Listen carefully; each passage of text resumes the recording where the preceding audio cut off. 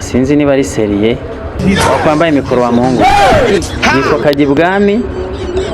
yambara mikoro aho ngaho yambara mikoro dukora ikiganiro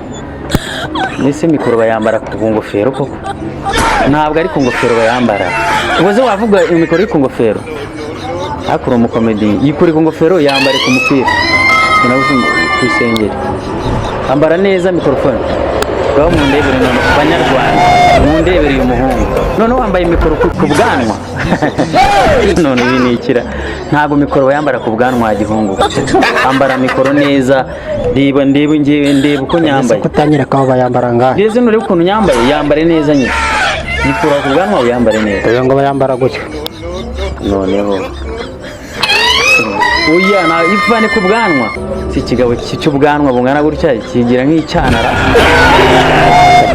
bayambara gwa aho ngaho imbere aho ngeze ugiye kwifatisha ku mwemwesha yigize hepfo